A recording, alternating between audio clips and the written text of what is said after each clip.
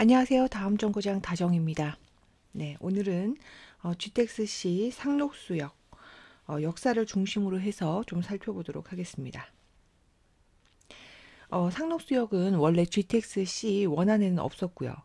의왕, 인덕원, 왕십리와 함께 추가로 GTX-C 노선에 편입이 되면서 한때 상록수역 인근의 매물이 완전히 자취를 감출 정도로 그 영향력을 확인을 시켜줬었는데요.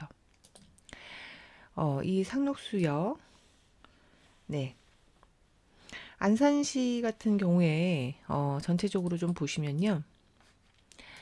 이 안산 자체가 사실상 재건축 이슈, 새로운 전철 노선의 확충이 워낙 많은 곳이라서 그 내용을 다 짚어보자면 끝이 없습니다. 따라서 이 영상에서는 최대한 범위를 좁혀서 GTX C 노선만을 중심으로 좀 다뤄보려고 하고요. 안산을 지나는 철도 노선 중에 이 신안산선만을 따로 좀 언급을 하려고 합니다. 이 신안산선에 대해서 잠깐 좀 설명을 해드리면요.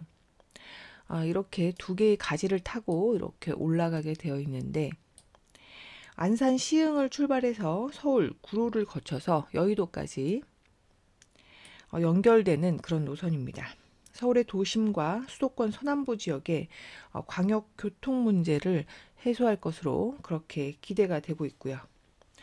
지하 40m 이하의 대심도로 철도를 건설하기 때문에 뭐 지하 매설물이라든가 그런 것들에 대한 그런 영향을 받지 않고요.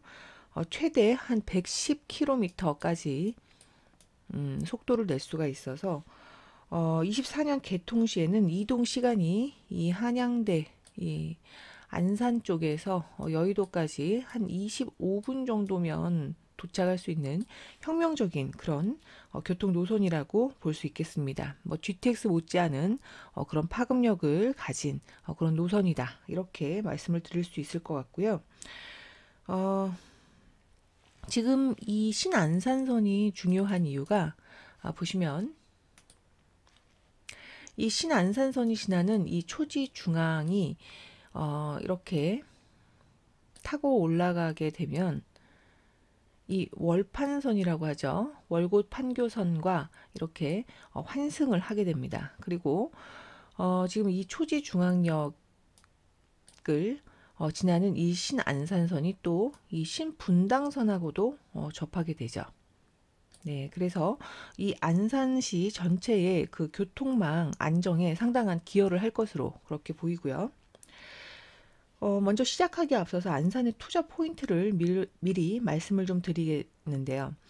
안산 같은 경우에는 일단 무조건 가격으로 이렇게 접근을 하셔야 되겠다. 이렇게 말씀을 드리겠습니다.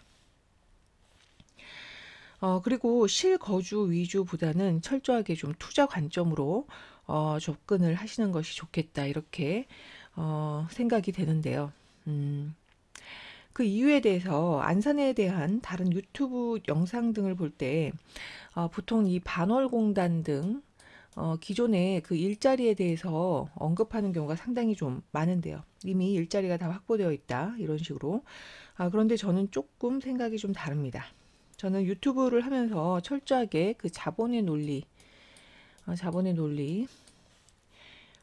에 대해서 생각을 하고 내가 부동산을 투자자의 입장에서 접근한다면 어떻게 결론을 내릴까라는 생각으로 방송을 하기로 했기 때문에 천편일률적으로 다 좋다 이렇게 말씀을 드리지는 않기로 했습니다. 그래서 앞선 용인편 같은 경우에요.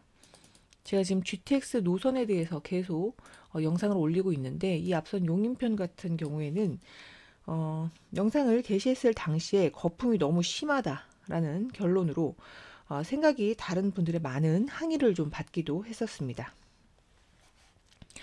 안산 전체를 놓고 봤을 때는 물론 수급의 그런 상황을 봤을 때 수요에 비해서 지금 입주량 예정을 본다면 부동산 경기 회복 시 충분한 그 가격 상승 여력이 없는 것은 아닙니다. 네, 충분히 있다고는 보여지는데요. 하지만 그 여의도나 노선 한번 보실까요? 네, 지금 신안산선이 닿고 있는 이 여의도나 그리고 강남같이 우리나라 최고의 일자리 집산지라고 평가받는 곳과 이 안산은 좀 확연한 차이가 있다는 것은 반드시 좀 생각을 하고 넘어갈 부분입니다. 이 강남이 마치 그들만의 성지처럼 뭐 마치 별나라에 살고 있는 것 같은 대한민국 내에서도 외따른 섬처럼 그렇게 동경을 받는 이유, 그리고 그 지역을 점유하고 있는 사람들, 제가 강남에 대해서도 강남 지역의 GTX에 대해서도 리뷰를 한 바가 있죠. 이 지역을 점유하고 있는 사람들의 사회적인 지위, 계층 같은 것들, 그것이 부동산 가격을 견인하는 큰 이유라는 사실을 간과할 수는 없을 것 같습니다. 그래서 다들 한 목소리로 이 안산의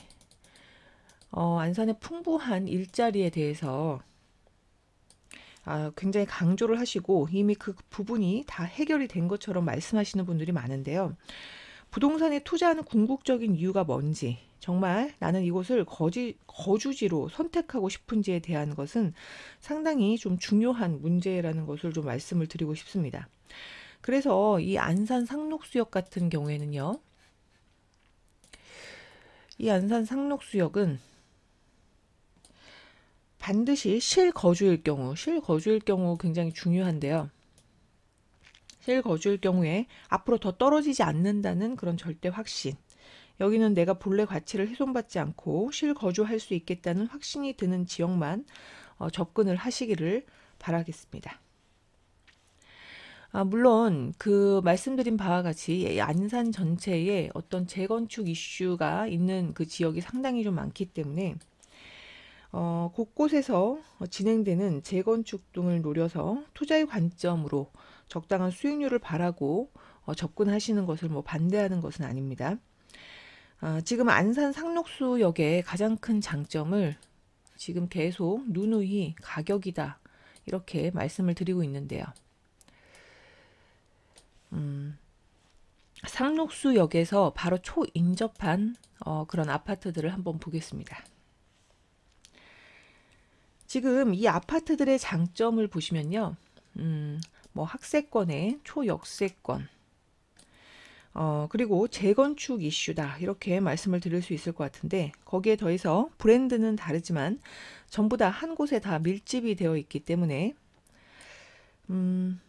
신축으로 전부 다 거듭날 경우에 상당 규모의 대단지, 신축 아파트군을 형성을 해서 가치 상승의 피드백을 서로 이렇게 주고받을 수 있다는 그런 장점이 있습니다. 그리고 그 중에 대표격이라고 할 수 있는 것이 바로 이 월드 아파트인데요. 네, 이 월드 아파트 한번 보시면요. 이 GTX 이슈로 거의 뭐 5억을 호가했다가 지금 현재 4억까지 급매물이 나와 있는 상태입니다. 전세 같은 경우에 지금 한 1억 3천 정도 그렇게 나와 있고요. 갭투로 한 2억 5천 내외로 투자를 할 수가 있으니까요. 부동산 경기가 회복이 된다면 재건축 시 뭐 초역세권과 여러 가지 입지의 여건을 생각할 때 최소한 한 10억 정도는 충분히 갈 수 있는 입지가 아닌가 이렇게 생각이 됩니다. 그래서 추가 분담금이 있다고 해도 별로 나쁘지 않다 이렇게 보겠습니다. 이 아파트가 특히 주목받는 이유를 좀 말씀을 드리면 이 용적률이 상당히 낮아서 사업성이 높게 평가받는 것인데요. 상록수역에서는 단연 재건축 면에서나 입지 면에서나 대장 아파트인 것은 확실하다고 말씀을 드릴 수 있을 것 같습니다. 그 다음으로 좀 보실게요.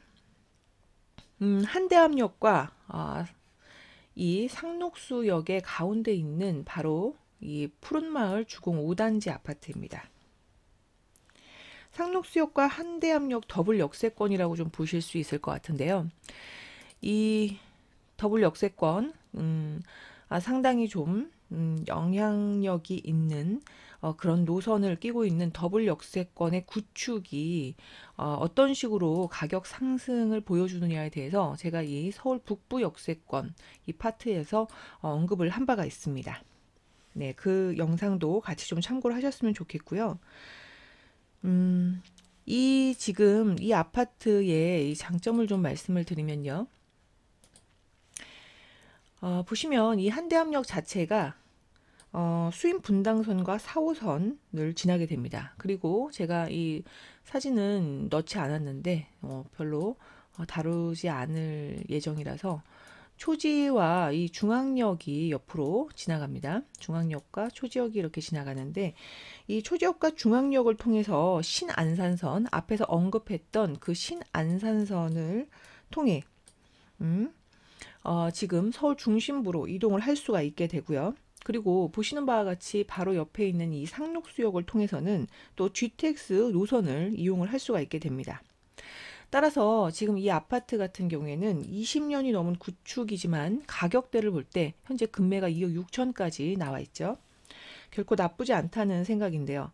부동산 경기 회복과 동시에 반드시 가격이 좀 큰 폭으로 상승할 수 있는 그런 입지가 아닌가 이렇게 생각이 됩니다.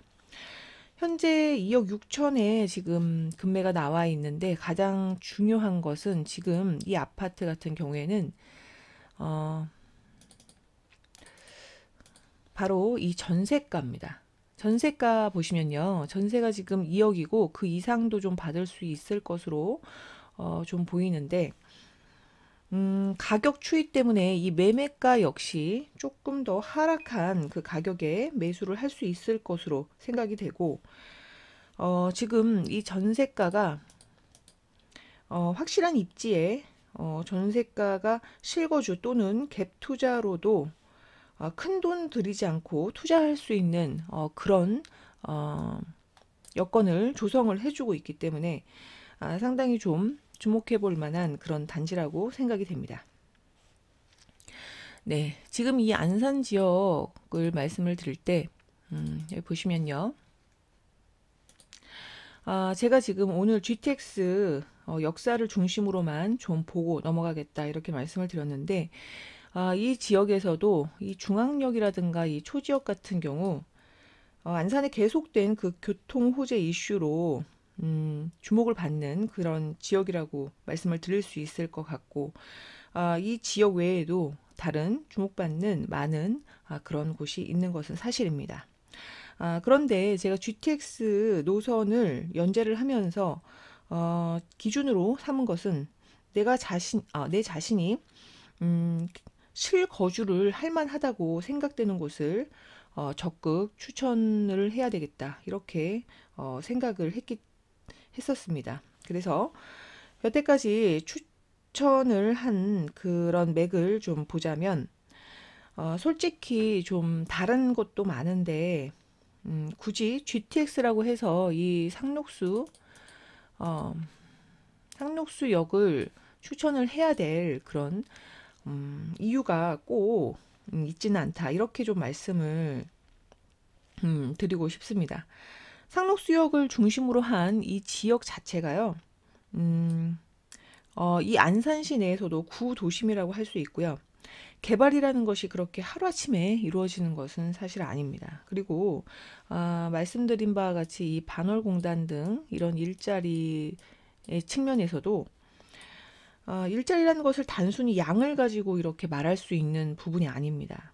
그리고 GTX라는 이 대형 호재인 것은 사실인데 여태까지 리뷰한 여러 지역들을 종합해서 볼 때 GTX라는 이 대형 호재를 뒷받침해 줄 만한 특별히 뭐 이 역사를 중심으로 좀 봤을 때 그 호재를 좀 뒷받침해 줄 만한 큰 이슈가 아직까지는 좀 리뷰라도 해볼 만한 것이 딱히 좀 보이지 않는다. 이렇게 좀 말씀을 드릴 수 있을 것 같고요. 결론은 오늘 말씀드린 바와 같이 이 안산 지역 같은 경우에는 특히 GTX 인근 지역 같은 경우에는 철저하게 이 가격을 중심으로 해서 접근을 하셔야 되겠다. 이렇게 말씀드리겠고 현실적인 실거주 그리고 재건축 단지를 중심으로 한 그런 장기 투자의 관점으로만 이렇게 일단 접근을 하셔야지 좀 안전하지 않을까 이렇게 말씀을 드립니다. 제가 이렇게 좀 첨언을 하자면요. 이 지금 상당히 이슈가 되고 있는 이 초지, 뭐 중앙 이런 곳 같은 경우에 신축 아파트 그리고 고전 신도시도 마찬가지고요. 소위 뭐 신축이라고 하는 그런 아파트들 같은 경우에는 제가 따로 가격을 올리진 않겠습니다만 이미 상당한 고점을 찍고 내려온 상태인데 지금 부동산 냉각기에 조정을 받는 상태다 이렇게 말씀을 드릴 수 있을 것 같은데 그 가격을 다시 치고 이렇게 올라갈 것이다라는 그런 것에 대해서 제가 확실히 말씀을 드릴 수 없기 때문에 다른 지역을 언급하지 않는 것이고요. 그리고 또 적극 추천을 하지도 않는다. 이렇게 말씀을 드리는 것입니다. 예, 어디까지나 제 개인적인 생각이니까요. 개인 그 각자의 그 소신을 가지고 참고해서 투자하시기를 바라고요. 다음 시간에 또 뵙도록 하겠습니다. 감사합니다.